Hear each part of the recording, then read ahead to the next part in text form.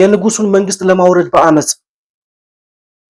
የደርግን መንግስት ለማውረድ በአመጽና በትጥቅ ትግል ወያኔን ለማውረድ በአመጽ በተለይ ወደ ሰላማዊ ህዝባዊ እንቢተኝነት ህብረተሰቡ እንዲገባ ለምናደርገው ጥረት አንድ የመነሻ ስፕሪንግ ቦርድ መስፈንጠሪያ አዲስ ፖለቲከኛ መፍጠር አልተቻለም። ኢትዮጵያ ውስጥ መራራ ጉዲና ብለን የምናነሳው ዳውድ ኢብሳን፣ ጀዋር መሐመድ ብለን የምንጠራው ልደቱ አያሌውን ነው። ምክንያቱም ከፍተኛ የሆነ የህልውና አደጋ ውስጥ ነው ያለነው። 27 ዓመት ሙሉ ሊያፈርሳት ሲታገል የኖረው ህወሓት ከፈረሰ በኋላ ኢትዮጵያ የህልውና አደጋ የለባትም። አዎ የፖለቲካ ፓርቲ ነኝ፣ ለምርጫ እወዳደራለሁ። በምርጫም ደግሞ ነፃና ፍትሃዊ እስከሆነ ድረስ እጥልሃለሁ፣ አሸንፍሃለሁ። መራራ ጉዲና ምርጫ የማይወዳደረው ቅድም እንዳልኳችሁ ሐሳብ ስለሌለው፣ ልደቱ አያሌው ደግሞ ምርጫ እወዳደራለሁ የሚለው ለግርግርና ለአመጽ።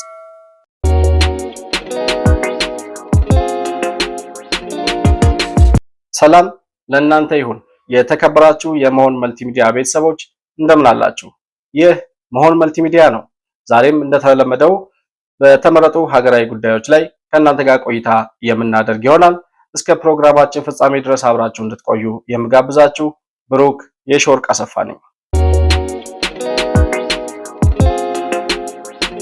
እንግዲህ በዛሬው ፕሮግራማችን ሁለት አበይት ርዕሶችን በመያዝ ከእናንተ ጋር ውይይት የምናደርግ ይሆናል። የመጀመሪያው ምርጫ እየደረሰ ነው። የተወሰኑ ወራቶች ናቸው የቀሩት፣ ከአንድ ዓመት ያነሰ ጊዜ ማለት ነው።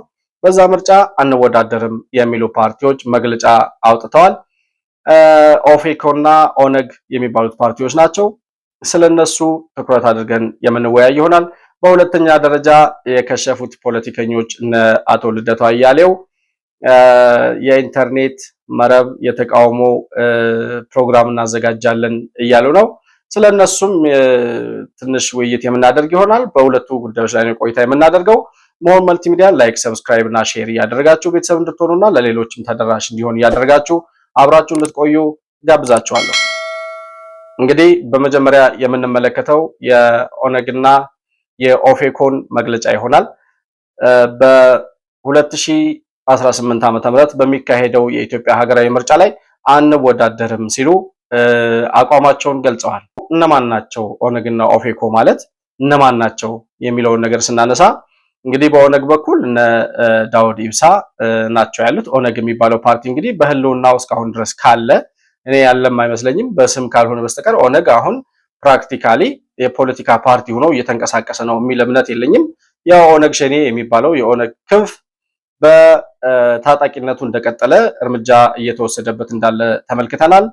በዚህ ደረጃ ነው ኦነግ እኔ ማቀው እንጂ በህጋዊ ፓርቲነት በሰላማዊ የምርጫ ሂደት ውስጥ ተወዳድሮ ሐሳብ ኑሮት አሸንፋለሁ የሚል ፓርቲ አይደለም፣ አልነበረምም። ህልውናውም አፈጣጠሩም እሱን አያሳይም። ሌላኛው ኦፌኮ የሚባለው ፓርቲ ነው። ኦፌኮ እንግዲህ በመራራ ጉዲና የሚመራው ፓርቲ ነው። ዶክተር መራራ በህወሓት ዘመን ስናቃቸው ወያኔን ሲሞግቱ በሰላማዊ መንገድ ሲወዳደሩና ሲከራከሩ የምናቃቸው ሰው ናቸው። ምርጫው የህወሓት ምርጫ እንኳን ፍትሃዊ እንዳልሆነ እያወቁ በህወሓት ምርጫ ይወዳደሩ የነበሩ ሰው ዛሬ ጀዋር መሐመድ የሚባል የነካው ሁሉ የሚበላሽበት የነካው ሁሉ የሚከሽፍበት የከሰረ ፖለቲከኛ እነሱ ፓርቲ ውስጥ ኦፌኮ ውስጥ ከገባ በኋላ መራራ ጉዲና ምን እንዳስነካቸው ሳይታወቅ በሰላማዊ መንገድ የምናቃቸው ሰው አፈንግጠው ከነ ዳውድ ኢብሳ ጋር ከኦነግ ጋር የማይለያይ ሐሳብ ማራመድና የሽብር እንቅስቃሴ በሚመስል መልኩ ባልተለመደ ሁኔታ በዚህ እድሜያቸው ይሄን ያክል ዓመት በምሁርነት ስናከብራቸው ኖረን ከዛ በኋላ በራሳቸው መንገድ ከጀዋር ጋር አብረው የአመጽና የረብሻ እንቅስቃሴ ሲያደርጉ እያየናቸው ያሉ ሰው ናቸው መራራ ጉዲና ማለት። ኦፌኮ መራራ ጉዲና አንዱ ናቸው። ሌላው በቀለ ገርባ የሚባለው ያው በረብሻና በአመጽ የምናቀው ሰው ነው። እንግዲህ አሁን ፓርቲ ውስጥ ይኖር አይኖር አላቅም። ሌላኛው ዋነኛው የረባሾች ሁሉ የአመፀኞች ሁሉ ቁንጮ ጀዋር መሐመድ የሚባለው አሸባሪ ነው። እንግዲህ እነዚህ ሰዎች ናቸው በምርጫው አንወዳደርም እያሉ ያሉት። ስለዚህ አሁን እኔ በኦነግና በኦፌኮ መካከል ልዩነት ያለም አይመስለኝም እና እንደ ምክር ምናልባት ኦፌኮና ኦነግ እየተባሉ በሁለት ፓርቲ ከሚጠሩ የተለየ ሐሳብ ስለሌላቸው አንድ ቢሆኑና መርጅ አድርገው ትንሽ አቅምም ሞራልም ይሆናቸዋል በአንድነት በጋራ የጦርነቱንም ይሁን የሰላማዊ ትግሉን ለማካሄድ አንድ ላይ ቢሆኑ የሚል መልእክት አለኝ። ሲቀጥል ግን አሁን ጀዋር መሐመድ የኦፌኮ አባል ነው ወይ? አሁን የኦፌኮ አባል ነኝ ብሎ ከሆነ መራራ ጉዲና ነው የዚህ ፓርቲ ሊቀመንበር እንደሆነ ማቀው እና ዶክተር መራራ አሁን ጀዋር የኦፌኮ አባል ነው ካሉ ይሄንን አሸባሪ ሰውዬ የፓርቲ አባል አድርገው በማቀፋቸው ራሱ ሊጠየቁ የሚችሉበት መንገድ አለ። ምክንያቱም ጀዋር መሐመድ እያደረገ ያለው መንገድ ድሮ ወደ ከ10 ዓመት ከ15 ዓመት በፊት ወደ ነበረበት የረብሻና የአመጽ የፌስቡክ ግርግር ላይ የገባ ሰው ነው። እንደዛ አይነት አመጽ እና ሁከት በሀገር ላይ ለማድረግ የሚታተር ሰው በፖለቲካ ፓርቲነት ታቅፎ በሰላማዊ መንገድ ውድድር ሊያደርግ እንደማይችል ይታወቃል። እንደዚህ አይነት ሰውም የፓርቲ አባል እንዲሆን መፈቀድም የለበትም።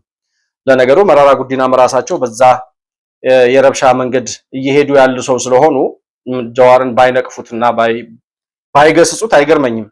እና እነዚህ ሰዎች ካሁኑ ምርጫውን አንወዳደርም ብለው ማወጃቸው ቢወዳደሩም እንደማያሸንፉ ስለሚያውቁት የማያሸንፉት ደግሞ ዲሞክራሲ ስለሌለ ሳይሆን ሐሳብ ስለሌላቸው የሚሸጥ ሐሳብ ስለሌላቸው ከግርግር ከውሸት ከነቀፋና ከዘለፋ የበለጠ ያለፈ የሚሻገር ህዝብ የሚገዛው ለህዝብ የሚጠቅም ለሀገር የሚጠቅም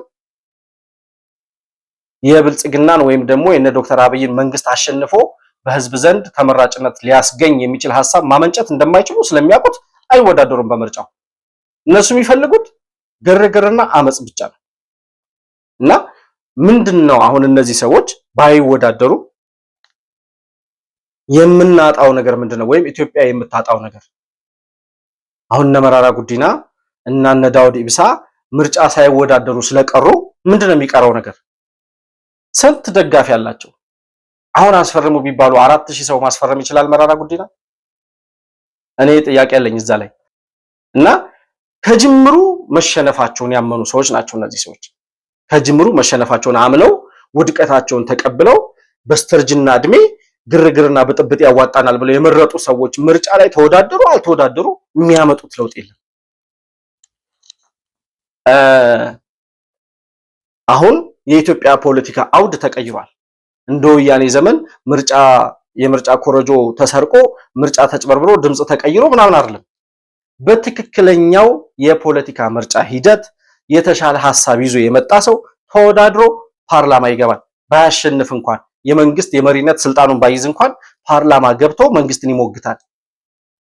ባለፈው ገና መንግስት እንደመጣ ሁለት እግሩን እንኳን በስነ ስርዓት ሳይተክል በተደረገው ምርጫ ወያኔ እየተኮሰ በነበረበት ሰዓት ላይ ያኔ እንኳን በተደረገ ምርጫ እስከዛሬ ኢትዮጵያ ውስጥ ከታዩ ምርጫዎች ዲሞክራሲያዊ የሆነ ፍትሃዊ የሆነ ምርጫ ያካሄደ መንግስት ነው ይሄ መንግስት። ስለዚህ ዛሬ ጭራሽ ይሄን ያክል የልማት ስራ ሰርቶ ይሄን ያክል ውጤታማ የሆነ ተግባር አሳይቶ ዛሬ ከባለፈው የተሻለ ዲሞክራሲያዊ ምርጫ ከማድረግ ውጪ እንደገና እነ መራራና ዳውድ ኢብሳን ፈርቶ ምርጫ ያጭበረብራል ብሎ የሚያስብ ሰው ካለ ይሄ አሁን ያለውን የፖለቲካ ሁኔታ መረዳት የማይችል ሰው እና እነ መራራ ጉዲናና እነ ዳውድ ኢብሳ ከዚህ መንግስት ጋር ሊወዳደር የሚችል ሐሳብ የላቸውም። ጀዋርን ተውት፣ ጀዋርን ከዚህ ውስጥ አስወጥተን ማለት ነው። ምክንያቱም ሰላማዊ ፖለቲካ ውስጥ ስለሌለ። ግን ገና ካሁኑ የምርጫ እንቅስቃሴ ገና ሳይጀመር ምርጫ አልወዳደርም ብሎ ማለት ሐሳብ የለኝም በቃ እንዳትጠብቁኝ፣ እኔ ለእናንተ የሚሆን ለኢትዮጵያ የሚጠቅም ከብልጽግና ጋር ከዶክተር አብይ ጋር የሚወዳደር ሐሳብ ስለሌለኝ ምርጫ ላይ እንዳትጠብቁኝ የሚል መግለጫ ነው ለኔ የሚገባኝ። ስለዚህ አስቀድሞ የተሸነፈና የከሸፈ ፓርቲ ምርጫ ተወዳደረ አልተወዳደረ የሚመጣ ለውጥ ኢትዮጵያ ላይ ጭራሽ በዚህ ሰዓት ምንም የሚፈጠር ነገር የለምና ከወሬ ያለፈ የሚያመጡትም የሚፈጥሩትም ነገር የለም። ግን ለራሳቸው የመጨረሻ ዘመኑን እንደማሳመር የሚጠቅም ነገር የለም ለሰው ልጅ። የመጨረሻ ዘመኑ ላይ ያለ ሰው ቢያንስ ሰላማዊ ትግልን ለተከታዮቹ ማስተማር፣ የምርጫ ፖለቲካን ኢትዮጵያ ውስጥ የዲሞክራሲያዊ መሰረት እንጥላለን ነው የሚለው ዶክተር አብይ ብዙ ጊዜ ሲናገር። የዲሞክራሲ መሰረት እንጥላለን ማለት የተሟላ 100% የተረጋገጠ ዲሞክራሲ እንፈጥራለን ማለት አይደለም።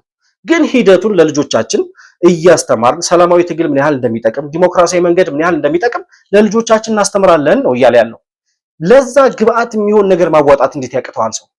ዶክተር ፕሮፌሰርነት ደረጃ የደረሰ ፕሮፌሰር መራራ ነው የሚባለው አይደል ሰውየው? የአዲስ አበባ ዩኒቨርሲቲ መምህራን መካከል በምሁርነት የሚጠቀስ ሰው ነው። እድሜ ልኩን በፖለቲካ ፓርቲ አመራርነት የኖረ ሰው ነው። ቢያንስ መጨረሻው ዘመን ላይ ነው ያለው ይሄ ሰውዬ። እንደው ለተከታዩ ትውልድ የሚያስተምረው ነገር ምንድነው? እድሜ ዘመኑን ሲቃወም ኖሮ ኦኬ፣ ወያኔን አለመቃወም አይቻልም፣ ትክክል ነው። በዛን ሰዓት የነ መራራ ጉዲና ደጋፊ ነበርኩ። እኔም አብዛኞቻችን እንደግፋቸው ነበር። እንደ አርአያም የምንከተለው ሰው ነው በሰላማዊ ትግል እነ በየነ ጴጥሮስ ብለን ከዛ በኋላ መራራ ጉዲና ነው የምንጠራው። ለፕሮፌሰር መስፍን ጋር አብሮ ብዙ የሰላማዊ ትግል ወያኔ ጋር ሲታገል የነበረ ሰው ነው። አሁን ለውጥ ሲመጣ የተሻለ ዲሞክራሲያዊ መንገድ እንፈጥራለን፣ የተሻለ ዲሞክራሲያዊ መሰረት ለኢትዮጵያ እንጥላለን የሚል መሪ ሲመጣ ምርጫ ልወዳደርም ብሎ ማለት አይ አመጽና ግርግር ነው የሚያዋጣኝ፣ እኔ የሰላማዊ መንገድ አይጠቅመኝም፣ ገንዘብ ለመሰብሰብ አይመቸኝም፣ ሐሳብም የለኝም፣ ሊወዳደር የሚችል ሊያሸንፍ የሚችል የፖለቲካ ሐሳብም የለኝም፣ ስለዚህ ሳይጀመር ገና ከመድረኩ ወርጃለሁ እንደማለት ነው የምቆጥረው። ሲጀመር እንደተሸነፋችሁ ስለምናቅ፣ ሊወዳደር የሚችል ሐሳብ እንደሌላችሁ ስለምናቅ፣ የተሸነፈና የከሸፈ ፓርቲ በሰላማዊ መንገድ ይወዳደራል ብለን ስለማንጠብቅ እንደማትወዳደሩ እናቃለን። ባትነግሩንም የሚወዳደር ሐሳብ እንደሌላችሁ እናቃለን ነው መልሳችን ለነ መራራ ጉዲና ለነ ዳውድ ኢብሳ። በ60ዎቹ ዓመተ ምህረት የተጀመረ የነ መራራ ጉዲና በኢሃፓ ከዛ በኋላ በኦነግ 50 ዓመትና 60 ዓመት የኦሮሚያ ልጆችን ሲያስጨፈጭፍ በነበረ ፖለቲካ ዛሬ ደግሞ እንደገና በነ ጀዋር መሐመድ የቅፈላ ፖለቲካ ሀገርን መራለን ብሎ ማሰብ ቅዠት ነው። ቅዠት መሆኑ ገብቷቸው ራሳቸውን ስላገለሉ እናመሰግናቸዋለን ለማለት ነው የምፈልገው። በሁለተኛ ደረጃ ከሰሞኑ ያው የኢትዮጵያ ፖለቲከኞች ይታወቃል፣ አዲስ ፖለቲከኛ መፍጠር አልተቻለም ኢትዮጵያ ውስጥ። መራራ ጉዲና ብለን የምናነሳው ዳውድ ኢብሳ ነው። ጀዋር መሐመድ ብለን የምንጠራው ልደቱ አያሌውን ነው። አዳዲስ ፖለቲከኞች ወደ መድረኩ መምጣት አለባቸው ነው መሆን መልቲሚዲያ የተነሳበት አቋምም ይሄ ነው። ወጣቱ ትውልድ ወደ ራሱ ፖለቲካ የራሱን ህልውና ወደሚወስንበት የፖለቲካ መድረክ መምጣት አለበት። አሁን ከዳውድ ኢብሳ ቀጥዬ ከመራራ ጉዲና ቀጥዬ የማነሳው ልደቱ አያሌው። በጣም የሚያናደኝም ነገር እሱ ነው። እነ ልደቱ አያሌው ናቸው ዛሬም ፖለቲካችን እየተጫወቱበት ያሉት። አሁን ቀጣይ የሚመጣውን ምርጫ ካሁኑ ለመበጥበጥ እንቅስቃሴ እያደረጉ ነው ያሉት እነ ልደቱ አያሌው። አሁን በሰላማዊ መንገድ በትክክለኛው መንገድ ውጭ ሀገር ነው ያለው። ውጭ ሀገር ሆኖ ያው ለሰልፍ የማይታክተው የዲያስፖራ ጽንፈኛ አለ። እነዛን ጽንፈኛ ዲያስፖራዎች ሰብስቦ አሁን እነ ልደቱ አያሌው በኢትዮጵያ ማዕቀፍ ውስጥ ሳይሆን በአማራ ፖለቲካ ማዕቀፍ ውስጥ ነው የሚታዩትና የአማራ ጽንፈኞችን ሰብስበው አደባባይ ማስወጣት ስላልቻሉ ወይም ውጡና የአሜሪካ ኤምባሲ፣ የእንግሊዝ ኤምባሲ፣ የጀርመን አደባባይ ላይ ሰልፍ እናድርግ ማለት ስላልቻሉ የሚወጣላቸውም ሰው ስለሌለ ያንን ማድረግ ስላልቻሉ እንደገና ሌላ የኢንተርኔት የተቃውሞ አብዮት ይዘን መጥተናል እያሉ ነው። በኢንተርኔት የተቃውሞ እንቅስቃሴ ለማድረግ 100,000 ሰው የሚገኝበት ምናምን ብላ እንደዛ አይነት እንቅስቃሴ እናደርጋለን የሚል እንቅስቃሴ እያደረገ ነው ልደቱ አያሌው። ልደቱ አያሌው 97 ዓመተ ምህረት የነበረውን ኢትዮጵያ በታሪኳ ለመጀመሪያ ጊዜ ያየችውን ዲሞክራሲያዊ ምርጫ ያከሸፈ ያበላሸ፣ በክሽፈት በሌብነት በማጭበርበር በወንጀል ካልሆነ በስተቀር በሚጠቅም ፖለቲካ የማናቀው የህወሓት ተላላኪ የህወሓት አሽከር የህወሓት ጫማ ጠራጊ የነበረ ሰው ዛሬም እንደገና ከምርጫ 97 እስካሁን እስከ 2017 ስንት ዓመት ሆነ? 20 ዓመት። ከ20 ዓመት በኋላ ይሄ ሰውዬ የፖለቲካ ፓርቲ ሆኜ ምርጫ ወዳደራለሁ ይላል። አሁን ቀጣዩን ምርጫ ዲሞክራሲያዊ ለማድረግ ምናምን ካሁኑ እንቅስቃሴ ጀምረናል ይላል። አሁን እኔን የመሰሉ ወጣቶች ይሄን ሲሰሙ ምን እንደሚሰማቸው ነው ማወቅ የምፈልገው። እኔ ልደቱ አያሌው ስለ ፖለቲካ ሲያወራ እንደመስማት ጀዋር መሐመድን እንደማዳመጥ የሚቀፈኝ ነገር የለም። ግን እነሱ ስለሆኑ መድረኩ ላይ ያሉት ስለነሱ ነው የምናወራው። አዲሱ ትውልድ የራሱን ህልውና ለነሱ አሳልፎ ሰጥቷል እና መቼ ነው የራሳችንን ጉዳይ ከነዚህ ሰዎች ተረክበን አየናችሁ፣ ሞከርናችሁ፣ 20 እና 30 ዓመት የኢትዮጵያ ፖለቲካ ላይ ቀለዳችሁ፣ እንደ ልደቱ አያሌውም ሪዞርት ገነባችሁበት፣ ደብረ ዘይት ላይ ቤት ገዛችሁበት፣ አሜሪካና አውሮፓ እየሄዳችሁ የምትታከሙበትን ብር ከህዝብ ሰበሰባችሁ። ለኢትዮጵያ የሚጠቅም ነገር ያደረጋችሁት ነገር የለም። በቃችሁ፣ ከኢትዮጵያ ፖለቲካ ውረዱ ተብሎ አዲሱ ትውልድ የፖለቲካ መንበሩን የሚቆጣጠርበት መንገድ መቼ ነው? ጊዜው መቼ ነው የሚል ጥያቄ ነው ያለኝ። ይሄንን ጊዜ ይፈታዋል፣ ጊዜ ይመልሰዋል ብዬ አስባለሁ። ግን ልደቱ አያሌው ዛሬም ተስፋ ሳይቆርጥ ህዝብን ለአመጽ ለማነሳሳት እየሞከረ ነው ያለው እና አሁን ቅዳሜ ከቀኑ 10 ሰዓት ጀምሮ ምናምን ነው የሚሉት ደግሞ የነሱን ፕሮሞት ማድረግ እንዳይሆንብኝ ቅዳሜ ዕለት የኢንተርኔት የተቃውሞ ሰልፍ እናካሂዳለን የሚል እንቅስቃሴ ላይ ናቸው ያሉት። ይሄ የተቃውሞ ሰልፍ በኢንተርኔት ነው የሚካሄደው። በኢንተርኔት መረብ ከ100,000 ሰው በላይ ይገኝበታል። እዛ ላይ ተቃውሟችንን እናሰማለን። ዓላማው ምንድነው ተብሎ ሲጠየቅ ልደቱ አያሌው የዚህ ሰልፍ ዓላማ ምንድነው ተብሎ ሲጠየቅ እስኪ የሚመልሰውን መልስ ስሙት። ትክክል ከተረዳ ነው አሁን ኢትዮጵያና አካባቢው ያለበትን ሁላችንም እንቅልፍ መተኛት አልነበረብንም። ቢቻል በእያንዳንዱ ዕለት እየወጣን ሰላማዊ ሰልፍ ማድረግ መታገል ነበረብን። ምክንያቱም ከፍተኛ የሆነ የህልውና አደጋ ውስጥ ነው ያለነው እና የሚያነሳሳን ነገር እሱ ነው። ሌላው ግን ያው ይሄን በተለየ ሁኔታ ይሄን የቅዳሜውን ትዕይንተ ህዝብ ለማካሄድ የፈለግነው ያው የተቃውሞ ትዕይንተ ህዝብ ነው። ተቃውሟችንም የሚመሰረተው አሁን በስልጣን ላይ ያለው አገዛዝ የሚከተለውን የጦረኝነት ፖሊሲና አካሄድ በአንድ በኩል በመቃወም በሌላ በኩል ደግሞ በጦርነቱ ምክንያት ንጹሃን ዜጎች ጭፍጨፋ እየደረሰባቸው በድሮን በከባድ መሳሪያ ኢትዮጵያውያን በከፍተኛ ደረጃ ጭፍጨፋ እየተፈጸመባቸው ነው እና ይሄን የንጹሃን ጭፍጨፋም ለመቃወም ነው እና መሪ ርዕሳችን ያው እንዳይኸው ጦርነት ያብቃ፣ የግፍ አገዛዝ ያክትም፣ ሰላም ይስፈን የሚል ነው መሪ ቃሉ። ጦርነት ይቁም፣ የግፍ አገዛዝ ያብቃ፣ ሰላም ይስፈን ይላል። ጦርነት ይቁም፣ የግፍ አገዛዝ ያብቃ፣ ሰላም ይስፈን። ጦርነት እንዲቆም ይሄ እነ ልደቱ አያሌውና እነ ጀዋር መሐመድ እየቀሰቀሱ ገንዘብ አዋጣ የሚሉት ዳያስፖራ ለጽንፈኞች፣ ለታጣቂዎች፣ ለአሸባሪዎች እያዋጣ የሚልከውን ገንዘብ ያቁም። ጦርነት እንዲቆም መጀመሪያ የግፍ አገዛዝ ላልከው የግፍ አገዛዝ ኢትዮጵያ ውስጥ ከቆመ ኦሬዲ 7 ዓመት አለፈው። አሁን ያለው የለውጥ መንግስት የኢትዮጵያን ህልውና የኢትዮጵያን ብልጽግና ለማረጋገጥ ሁሉም ኢትዮጵያዊ በአንድነትና በጋራ የሚኖርባት በእኩልነት የሚኖርባት ሁሉም የኔ ናት የሚላት ሁሉም የሚወከልባት ኢትዮጵያን ለመስራት በታማኝነት የሚያገለግል መንግስት ነው ያለው። የግፍ አገዛዙ አንተን ፍርፋሪ ያበሉ ካሳደጉ የህወሓት ባለስልጣናት ጋር አብሮ ወደ መቃብር ወርዷል። የግፍ አገዛዝ የለም አሁን ኢትዮጵያ ውስጥ። ሰላም ይስፈን ላልከው ሰላም የሚሰፍነው እንዳንተ አይነትና እንደ ጀዋር መሐመድ አይነት በቅፈላ በግርግር በፖለቲካ በአመጽ የራሳቸውን ኪስ የሚሞሉ ፖለቲከኞች ከኢትዮጵያ የፖለቲካ መድረክ እስካልጠፉ ድረስ እዚህ ሀገር ሰላም ይሰፍናል የሚል እምነት የለኝም። እናንተ መጥፋት አለባችሁ መጀመሪያ ሰላም እንዲሰፍን። እናንተ መጠፉበት ጊዜ ደግሞ እየቀረበ ነው። ችግር የለውም።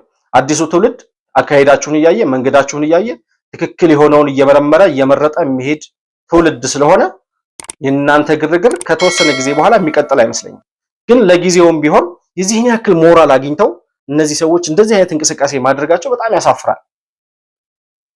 የሚሰማቸው ሰው አሁን እናደርገዋለን ባሉት ሰልፍ ላይ የኢትዮጵያን ህልውና ከጥፋት ለማዳን ልደቱ አያሌው የኢትዮጵያን ዲሞክራሲ ወደ መቀመቅ ያወረደ 97 ዓመተ ምህረት በዲሞክራሲያዊ መንገድ መንግስትን ቀይረን ቢሆን ኖሮ ልደቱ የህወሓት ቃል አቀባይ ሆኖ ቅንጅትን ለማፍረስ የህወሓት ሰላይ ሆኖ ቅንጅትን ለማፍረስ ያን ሁሉ ነገር ባያደርግና ቅንጅት ባይፈርስ ኖሮ ዛሬ የኢትዮጵያ ፖለቲካ እኮ አሁን ያለበት ደረጃ ላይ አይገኝም ነበር። የኢትዮጵያ ዲሞክራሲ መሰረት የሚጣለው 97 ዓመተ ምህረት ነበር። ያንን ያበላሸ ሰውዬ በጣም ከ200 በላይ የሚሆኑ ንጹሃንን ያስገደለ እነ ፕሮፌሰር መስፍን እነ ፕሮፌሰር ብርሃኑን የመሰሉ ፖለቲከኞች እስር ቤት እንዲገቡ መንገድ የከፈተ የህወሓትን ፍርፋሪ እየተቀበለ ሆዱን ሲሞላ የኖረ ሰውዬ አሁን የኢትዮጵያ ህልውና አዳኝ ሆኖ ሲመጣ ወይም ነኝ ብሎ ሲያወራ እንደሱ የሚቀፈኝ ነገር የለም። አንተ አይደለህም የኢትዮጵያን ህልውና የምታድነው። ሲጀመር የኢትዮጵያ ህልውና አደጋ በህወሓት ዘመን አለፈ። 27 ዓመት ሙሉ ሊያፈርሳት ሲታገል የኖረው ህወሓት ከፈረሰ በኋላ ኢትዮጵያ የህልውና አደጋ የለባትም። ግን እንደዚህ ብለው የኢትዮጵያ ህልውና አዳኝ ነኝ ብሎ ማውራቱ ሳያንስ ልደቱ አያሌው ጭራሽ አሁን በሚመጣው ምርጫ ለመወዳደርም ሐሳብ እንዳለው ይናገራል። ቅድም ያነሳሁት የነ መራራ ጉዲናና የነ ዳውድ ኢብሳን ለምርጫ እንወዳደርም ማለታቸውን አስመልክቶ ካሁኑ ምርጫውን ቦይኮት ማድረግ ለምን አስፈለገ ይላል። ልጋብዛችሁ ይሄን የሚያወራበትንና ተመልሰን እንመጣለን። ትክክል አይደለም። እንዴት አንድ ዓመት የቀረውን ምርጫ አሁን ቦይኮት እናደርጋለን? ትክክል አይደለም። ቦይኮት ማድረግ አስፈላጊ ከሆነ ቦይኮት የሚደረግበት ሁኔታና ጊዜ አለ። ውጤታማ የሆነ ቦይኮቲንግ ማድረግ የሚቻልበት አሁን አይደለም። መጀመሪያ የምታደርገው ምንድነው? አዎ የፖለቲካ ፓርቲ ነኝ፣ ለምርጫ እወዳደራለሁ፣ በምርጫም ደግሞ ነፃና ፍትሃዊ እስከሆነ ድረስ እጥልሃለሁ፣ አሸንፍሃለሁ፣ በዚህ ይተማመናለሁ ብለህ አንተን ለምርጫ ትመዘገባለህ፣ ቅስቀሳ ማድረግ ትጀምራለህ። ያኔ ስልጣኑን ማስነጠቅ ስለማይፈልግ ማሰር ይጀምራል፣ ማፈን ይጀምራል፣ መግደል ይጀምራል። ይህን ድርጊቱን በጋድ ለኢትዮጵያ ሕዝብም ለዓለም ሕዝብ መጀመሪያ ማሳየት ያስፈልጋል። እና ልደቱ አያሌው ካሁኑ ምርጫ እንወዳደርም ብሎ ማወጅ አስቀድሞ መሸነፍ እንደሆነ ገብቶታል። ግርግሯን ስለሚፈልጋት ማለት ነው። እና ለምን ምርጫ እንወዳደርም አላችሁ እያለ የሚጠይቃቸው እነ መራራ ጉዲና ምርጫ የማይወዳደረው ቅድም እንዳልኳችሁ ሐሳብ ስለሌለው፣ ልደቱ አያሌው ደግሞ ምርጫ እወዳደራለሁ የሚለው ለግርግርና ለአመጽ ሌላ ለምንም ፈልጎት አይደለም። አሁን እኔ በጣም የሚገርመኝ የልደቱ ምርጫ እወዳደራለሁ ማለት የኢትዮጵያ ህልውና አዳኝ ነኝ ምናምን የኢትዮጵያ ህዝብ እንትን ነኝ ሙሴ ነኝ ማለቱ አይደለም። የሚገርመኝ ልደቱ አያሌውን አሁን በቀጣዩ ምርጫ ልደቱ አያሌውን የሚያሳትፍ የፖለቲካ መድረክ ካለ ልደቱ በፖለቲካ ፓርቲነት የኢትዮጵያ ፖለቲካ ላይ የሚሳተፍ ከሆነ እውነትም የኢትዮጵያ ዲሞክራሲ አይቀየርም ማለት ነው። በምንም አይነት ሁኔታ ልደቱ በምንም አይነት ሁኔታ የኢትዮጵያ ፖለቲካ ውስጥ በምርጫ ሊወዳደር የሚችል ሰው አይደለም። አሁንም ዓላማው ምርጫ ስንወዳደር ይላል እንደሰማችሁት፣ ስንወዳደር መንግስት መግደልና ማሰር ይጀምራል ይላል። ካሁኑ ገና ለመታሰር እና የእስር የመገደል የምናምን ግርግር ፖለቲካ እንዲነሳ እንዲፈጠር ካሁኑ መንገድ እየፈጠረ ነው ያለው። ከአንድ ዓመት በኋላ የሚደረገው ምርጫ እኛ ስንወዳደር መንግስት መግደል ስለሚጀምርና ማሰር ስለሚጀምር ያንን ገመናውን ለዓለም ህዝብ ለዓለም መንግስታት ገልጦ ለማሳየት ምርጫ መወዳደር አለብን ይላል። ሰው ምርጫ የሚወዳደረው አሸንፎ የሀገሩን ህዝብ ለመምራት ነው። ህዝቡን ወደ ተሻለ መንገድ ለመምራት ነው። አሁን ያለው መንግስት እያቀረበላችሁ ካለው የኢኮኖሚም የማህበራዊም የፖለቲካዊ አውድ የተሻለ ለህዝብ የሚጠቅም ሐሳብ አለኝ ብሎ ነው የሚወዳደረው ሰው። የሚታሰሩ የሚገደሉ ሰዎችን ለመፍጠር የግርግርና የፖለቲካ አመጽ ፈጥሮ ሰላማዊውን የምርጫ ሂደት ለማወክ ሰው እንዴት ካሁኑ ይዚን ያክል ይዘጋጃል? ይሄ እኮ መናቅ እኮ ነው። የህዝብን መናቅ እኮ ነው ካሁኑ።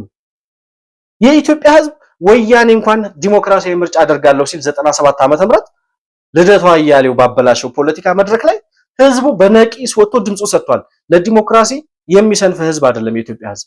ያውቃል ትክክለኛው መንገድ የቱ እንደሆነ በደንብ ያውቃል።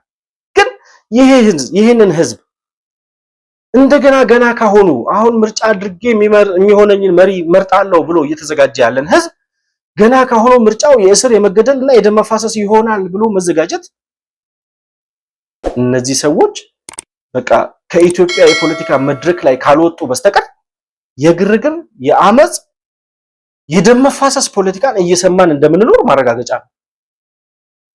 ለምን ባለፈው ብዙ ሰው አልታሰረም? ዶክተር አብይ አሁን ሁለተኛ ጊዜ ነው የሚመረጠው። የሚታሰሩ የሚገደሉ ሰዎች ካሉ ያኔ ለምን አልገደለም? ያኔ ለምን ምርጫ አላጭበረበረም?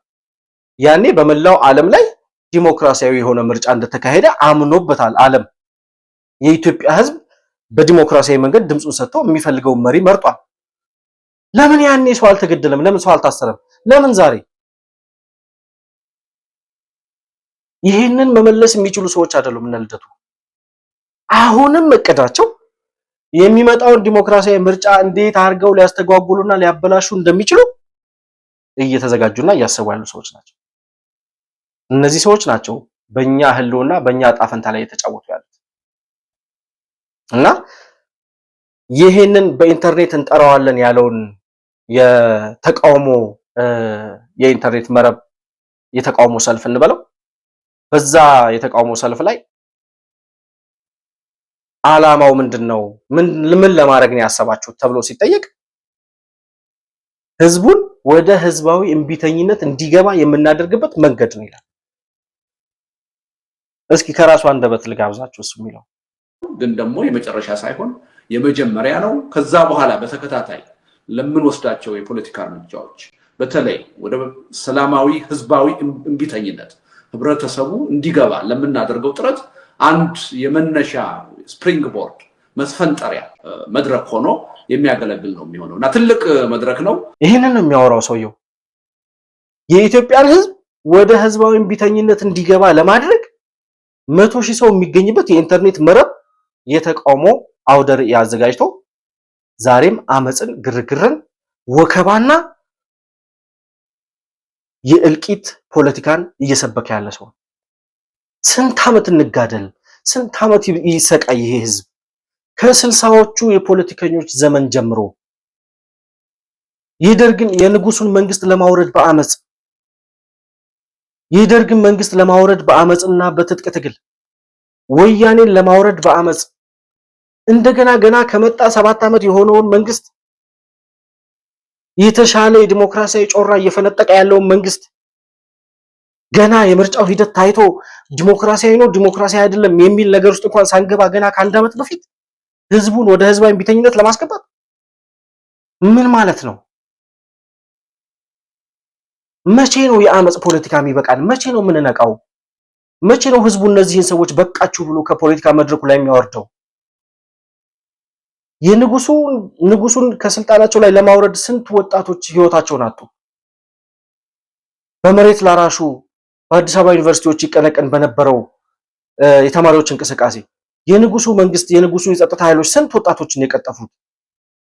ከዛ በኋላ ከወጣቶቹ ከመሬት ላራሹ እንቅስቃሴ በኋላ የተማሪዎቹን እንቅስቃሴ በነፍጥ የቀማው የደርግ መንግስት ወደ ስልጣን ከመጣ በኋላ የተማሪውን አመጽ ጸጥ ለማሰኘት በነ ኢሃፓ ዘመን የኢሃፓ አባላት ናቸው እየተባሉ ኢሳፓና ኢሃፓ የሚባል ፓርቲ ተመስርቶ ከዛ በኋላ እነ ኢዲዩ ምናምን በሚባል ፓርቲ ውስጥ የነበሩ ሰዎችን ጸጥ ለማሰኘት ስንት ሰው ነው በቀይ ሽብር ያለቀው?